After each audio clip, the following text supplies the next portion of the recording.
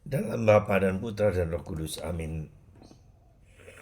Allah Tritunggal Maha Kudus, Engkau menciptakan manusia memang luhur, tinggi, mulia, dan sangat unik, yang segambar secitra denganmu. Tapi kami juga memiliki sebagai ciptaan kelemahan, keterbatasan, kerapuhan.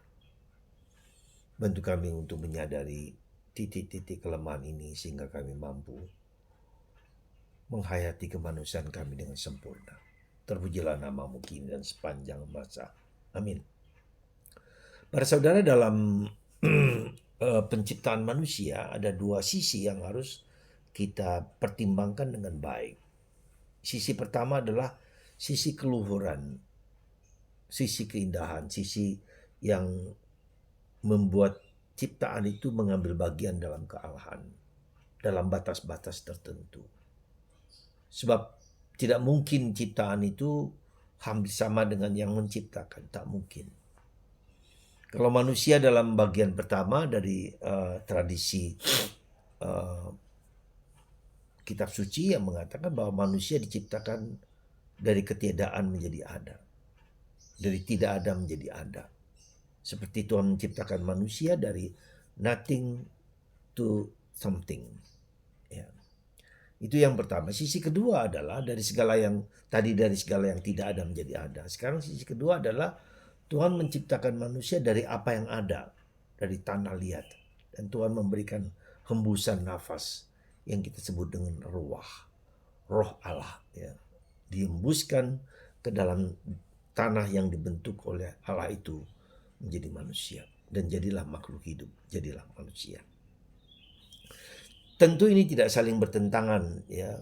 Pengarang kitab suci menuliskan itu tidak saling bertentangan, tapi memang realitas yang diciptakan pasti lebih rendah daripada yang menciptakan, ya.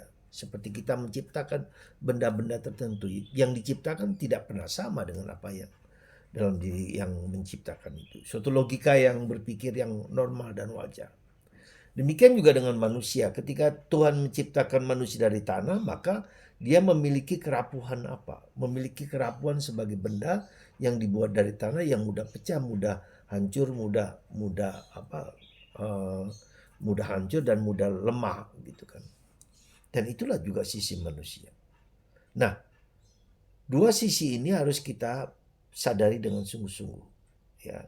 Karena dengan menyadari itu kita tahu bahwa kita punya kelemahan yang juga harus dipertimbangkan, disadari, dan diterima sebagai sesuatu yang membuat kita tidak boleh menjadi bangga, sombong, angkuh, dan luar biasa. Nah, unsur inilah yang menurut saya perlu kita sadari dengan baik. Sebab kalau tidak kita akan menjadi ateis, kita akan menjadi sombong, kita akan menjadikan bahwa segala-galanya berpusat pada kita manusia. Karena itulah dalam bacaan pertama kita mendengar dari kitab Kejadian bahwa ada pohon kehidupan, pohon pengetahuan, ya, yang manusia tidak boleh dan tidak dapat menyentuhnya, seolah-olah dengan pohon pengetahuan itu manusia akan menjadi luar biasa gitu kan, menjadi tahu segala-galanya, dan itu tidak mungkin. Karena itu sudah dilarang oleh Allah untuk menyentuh, untuk mengambil buah pohon pengetahuan tersebut. Itulah yang harus kita sadari. Jadi dua unsur penting dalam hidup kita adalah unsur keilahian, unsur keluhuran manusia, tapi unsur kerendahan hati, unsur kerapuan kita. Ketika dua sisi ini kita terima dengan baik-baik, maka kita akan mencapai kesempurnaan sebagai ciptaan, yaitu kesempurnaan di dalam menghayati hidup kita sebagai yang diciptakan Tuhan. Maka mari saudaraku kita sadari titik kelemahan lain dalam bacaan Injil hari ini adalah bahwa bukan apa yang masuk dalam dalam hati manusia, tapi apa yang keluar dari hati manusia. Segala-galanya bisa masuk dalam diri kita, ya, bisa kita saring, bisa kita terima, tetapi kita juga melihat apa yang keluar dari mulut kita, dari hati kita. Bukan hanya dalam hal bendawi, bukan hanya dalam hal makanan, bukan dalam hal najis atau haram. Bukan itu yang pertama-tama harus kita perhatikan. Dan Yesus mengatakan apa yang kotor dari mulut kita. itulah yang membuat kita najis. Ya, jadi sekali lagi bukan apa yang masuk tapi apa yang kotor, sumpah serapah, perzinahan, perbuatan-perbuatan yang tidak baik. Itulah yang perlu kita perhatikan karena itu yang melukai hati manusia dan itu juga yang melukai hati Allah.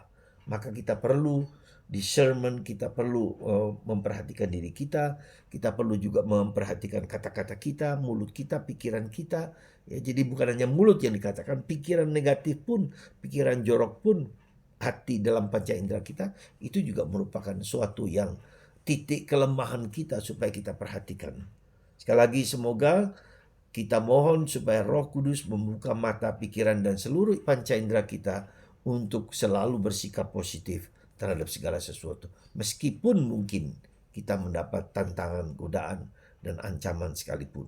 Tuhan memberkati Anda dan memberkati kita semua supaya kita sehati, sepikir, sejiwa dalam menjalankan kehendak Tuhan. Tuhan memberkati Anda semua. Bapa, Putra, dan Roh Kudus.